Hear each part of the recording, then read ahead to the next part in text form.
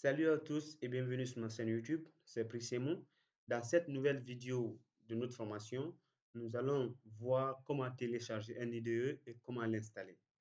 Alors pour ce faire, nous allons directement nous rendre sur Google et taper Visual Studio Code. OK? Une fois sur Google, vous cliquez sur ce premier lien qui va vous permettre de télécharger Visual Studio Code sur Windows, sur Linux et sur Mac. Alors, vous choisissez de télécharger selon votre système d'exploitation. Ok, si vous êtes sur Windows, sur Linux, Debian, Ubuntu, Red Hat, Fedora, ou bien si vous êtes sur Mac.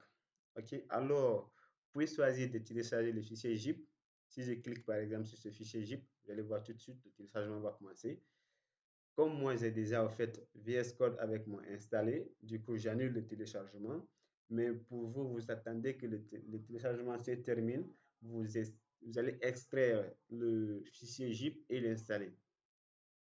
Alors, nous allons continuer toujours sur la découverte de certains éditeurs que je vais vous montrer tout de suite là. OK? Par exemple, je vais vous montrer Cursor, IDE. OK? Cursor IDE aussi, vous avez la possibilité de le télécharger sur Windows, sur Mac et sur Linux. OK? Alors, voici les différents systèmes d'exploitation qui sont là. Vous pouvez les télécharger et l'installer. OK? Il y a aussi Notepad++, Sublime Text. Les éditeurs de code, il y en a assez.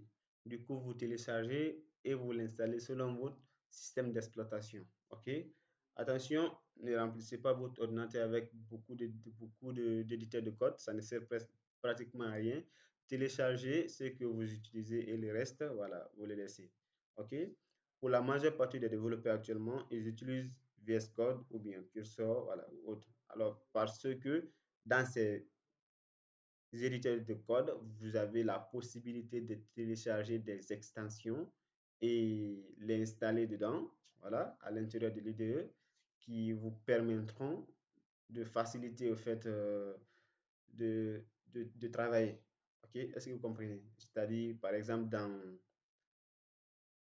la rapidité, ok, dans l'autocompilation, tu vois, il y a pas mal d'éditeurs de code. Alors, vous allez choisir de télécharger et de l'installer selon votre idée, ok? Ne vous hasardez pas à télécharger beaucoup d'éditeurs de code pour l'installer. Ça ne sert pratiquement à rien. Alors, dans cette formation, moi, je vais utiliser Cursor, ok? Pour ceux qui veulent, je vous conseille aussi d'utiliser Cursor ou bien VS Code. Alors, je vous laisse sur cette partie. À la prochaine, nous allons commencer vraiment notre formation. Je vous dis à la prochaine. Merci à tous.